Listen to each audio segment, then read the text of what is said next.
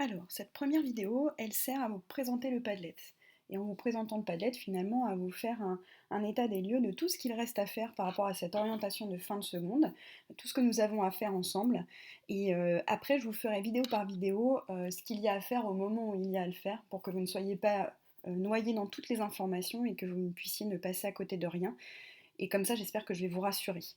Alors, dans ce Padlet, sur la première colonne, c'est juste pour regrouper, faire un état des lieux un peu simplifié sur le calendrier de l'orientation, de ce qu'on appelle AFELNet, c'est-à-dire l'affectation des élèves par le net, si vous en avez besoin ou si vous n'en avez pas besoin, ça on le verra dans les autres colonnes, et puis aussi tout ce qui relève des commissions et des inscriptions.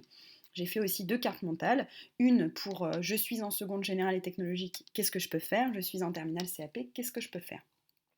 La deuxième colonne, elle vous sert à juste vous positionner par rapport à où on en était avant le confinement. Juste pour vous dire qu'on était en fin de deuxième trimestre, on a fait un conseil de classe de deuxième trimestre et que au cours de ce conseil de classe, vous avez formulé des intentions d'orientation et que nous, conseil de classe, nous avons donné un avis d'orientation provisoire. Cet avis d'orientation provisoire, c'est qu'on a pris chacun de vos vœux et qu'à chaque fois, on a mis un avis favorable, réservé ou défavorable.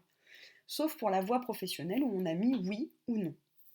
La voie professionnelle, c'est un peu différent. C'est vous qui la demandez. C'est un travail d'équipe, la voie professionnelle. C'est vous qui la demandez. Et ensuite, nous travaillons avec vous sur cette réorientation, parce que c'est une réorientation en voie professionnelle. Normalement, en seconde générale et technologique, on va vers une première générale ou vers une première technologique. Mais là, vous vous êtes rendu compte que vous vous êtes trompé, que vous avez envie d'autre chose. Et donc, on travaille ensemble à une réorientation. Donc, ce ne sera pas une décision de la part du conseil de classe. Ce sera une décision de votre part et un travail à mener avec nous. Pour la première technologique et pour la première générale, là, on va vers une décision d'orientation qui appartient aussi au conseil de classe. Donc vous avez pris acte de ce que le conseil de classe vous a donné comme avis d'orientation, c'est-à-dire en quoi il s'est prononcé pour votre réussite, parce que c'est ça qu'il fait le conseil de classe. Il ne cherche pas à vous embêter, il cherche de manière professionnelle à être de bons conseils pour la réussite, pour le vœu que vous avez fait. Vous prenez acte et puis vous avez le temps encore de poursuivre vos recherches et également évidemment d'interagir avec les personnes qui peuvent vous aider, que sont votre professeur principal, la psychologue de l'éducation nationale, vos professeurs ou moi-même. Ça va vous amener à la fin, avant le conseil de classe, à formuler des choix définitifs d'orientation. Tout au long de ce troisième trimestre, qui reste encore à mener, vous allez pouvoir continuer à être évalué. C'est la différence avec la notation. Vous n'allez pas avoir de notes et ces notes ne compteront pas dans un bulletin, mais ça ne vous empêche pas d'être évalué. Et ça ne vous empêche pas donc de donner encore tout ce que vous pouvez donner. Tout le travail que vous pouvez faire en ce moment, c'est du travail qui va nous permettre à nous d'éclairer les bons conseils que nous allons vous donner. Évidemment, c'est au regard de ce que vous pouvez faire, au regard de la situation dans laquelle vous êtes, et évidemment que nous allons être très bienveillants avec vous par rapport à cette situation inédite. Alors, vous allez pouvoir avoir encore un peu de temps, et ce temps, vous pouvez vous en servir notamment pour continuer à découvrir. Découvrir, c'est vous découvrir vous. Continuer à savoir vers où vous voulez aller, quels pourraient être vos objectifs, vous connaître pour approfondir votre projet. C'est aussi découvrir les différentes voies. Vous pouvez découvrir la voie professionnelle, vous pouvez découvrir l'apprentissage, vous pouvez découvrir la première technologique ou la première générale.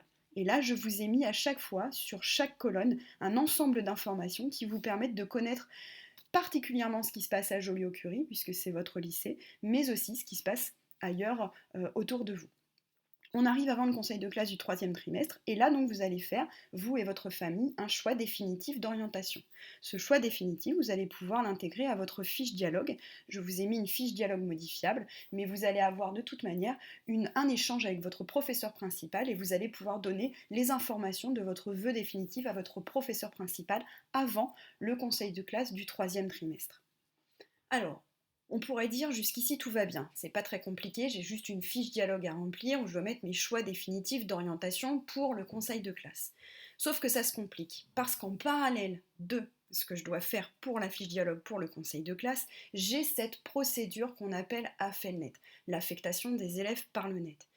Parfois je vais en avoir besoin, d'autres fois j'en aurai pas besoin, et aussi les dates vont être différentes en fonction de mon besoin. Alors, je détaille. Je vais avoir besoin d'AFELNet si je suis en seconde générale et technologique et je demande une première technologique en STMG, ST2S, STL, STI2D, STAV et STHR. Une filière technologique, ça ne se fait pas dans tous les établissements scolaires. Donc il vous faut savoir quelle filière vous voulez, ça vous l'avez découvert, mais il faut savoir aussi dans quel lycée vous allez demander. Et cette fiche AFELNET que vous allez remplir avec votre professeur principal et avec moi, vous allez devoir à chaque fois noter la filière et dans quel lycée. C'est pour ça que je vous ai mis dans cette colonne-là tous les lycées dans le secteur qui présentent des filières de première technologique. Ça, c'est une deadline au 15 juin. Je vais aussi avoir besoin d'AFELNET et d'une autre fiche à remplir si je suis en seconde générale et technologique et que je veux aller en première professionnelle. Parce que pour cette réorientation, il y a ce qu'on appelle une commission pédagogique. Et cette commission pédagogique, elle est avant le 15 juin, elle est le 12 juin. Donc il faut que j'ai rendu ce document avant le 3 juin. Là aussi, on sera là pour vous donner l'alerte et ne pas vous faire oublier de remplir ce document et nous le rendre puisque je dois le renvoyer à la direction académique avant le 3 juin.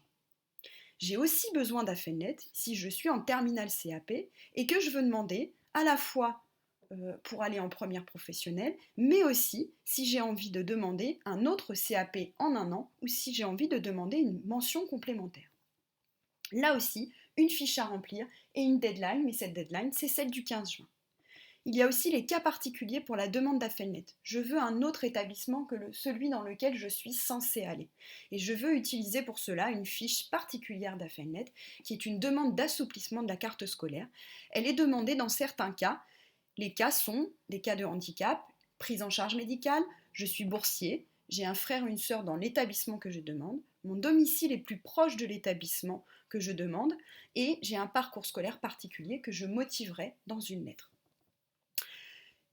Je ne fais pas partie de la procédure AFELNET, mais j'ai quand même une fiche à remplir. Vous voyez à quel point ça peut être complexe et qu'il faut qu'on soit là pour vous accompagner. Pour d'autres situations, par exemple, je suis en seconde générale et technologique, j'ai demandé une première générale, mais les enseignements de spécialité que je demande ne sont pas dans mon lycée. Par exemple, à Joliot-Curie, on ne fait pas NSI, SI, ou Histoire des arts, ou musique. Et dans ce cas-là, vous allez avoir à remplir une fiche que je vais devoir remonter auprès de la direction académique pour demander un autre lycée. Et il faut vous savoir lesquels lycées. C'est pour ça que dans cette colonne, je vous ai mis une carte pour trouver les lycées dans lesquels vous allez trouver ces enseignements de spécialité.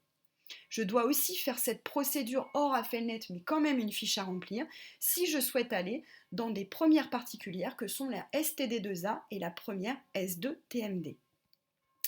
Par contre, je n'ai pas du tout besoin d'AFELNET si je suis en seconde pro et je passe en première pro, si je suis en seconde générale et technologique et je passe en première dans mon lycée, première générale dans mon lycée, ou si je suis en seconde générale et technologique et que je souhaite redoubler ma seconde.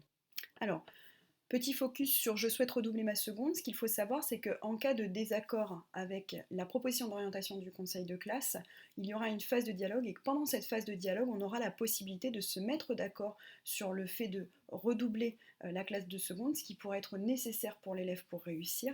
Mais de toute manière, en cas de désaccord, il faut que vous sachiez que c'est de droit que vous pouvez demander ce maintien dans la classe initiale, donc la seconde.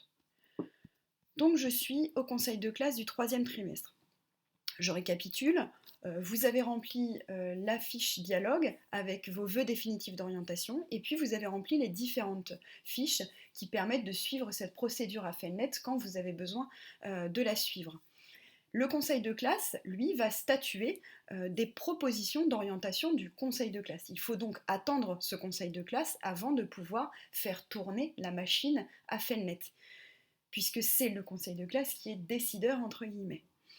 Alors, ce conseil de classe va faire des propositions d'orientation du conseil de classe au regard de ce qu'il juge de la réussite de l'élève par rapport aux vœux définitifs que vous avez faits, vous, famille et élèves. Et ensuite, on passe par une phase de réponse. Alors, soit vous êtes d'accord avec cette proposition d'orientation du conseil de classe, et dans ce cas-là, elle devient une décision d'orientation. Soit vous n'êtes pas d'accord, et dans ce cas-là, il faut immédiatement que nous nous rencontrions pour entrer dans une phase de dialogue. Et cette phase de dialogue, elle va mener à deux solutions. Soit nous nous mettons d'accord, et dans ce cas-là, nous avons une décision du chef d'établissement, soit vous n'êtes toujours pas d'accord, et dans ce cas-là, vous allez pouvoir demander à faire appel. Et dans ce cas-là, vous irez en commission d'appel qui se passe le vendredi 19 juin, famille et élèves, pour défendre le vœu définitif que vous avez fait pour votre orientation. Cet appel peut être important pour responsabiliser l'élève par rapport à ce vœu d'orientation qu'il veut absolument, alors que pour l'instant il n'est pas en réussite dans le vœu demandé, et donc pour pouvoir le responsabiliser quant au travail à mener et aux efforts à fournir pour pouvoir réussir dans ce vœu qu'il choisit. À la suite de cet appel, selon la décision qui sera prise par la commission d'appel, cela permettra de faire évoluer les réponses qui seront données et donc la réponse qui pourra être donnée également sur la procédure AFELNet que l'on modifiera au regard de cette commission d'appel ou pas. Après ce conseil de classe et après donc la réponse des élèves et de la famille, il ne faut pas oublier cette dernière étape qui est celle de l'inscription. Cette inscription est obligatoire, une affectation ne veut pas dire inscription et si jamais vous ne vous inscrivez pas dans l'établissement dans lequel il faut aller, eh bien vous allez perdre votre affectation. Donc il est très important de vous inscrire après avoir été affecté. Si jamais vous n'êtes malheureusement pas affecté, vous allez alors remplir un document et donc votre dossier va passer en commission d'ajustement. La première commission d'ajustement a lieu le mardi 7 juillet. Si jamais vous êtes affecté, heureusement pour vous, et donc vous allez pouvoir aller vous inscrire et n'oubliez pas de vous inscrire. Si jamais vous n'êtes malheureusement pas affecté, il y aura encore 2 phases de commission d'ajustement qui auront lieu fin août et début septembre.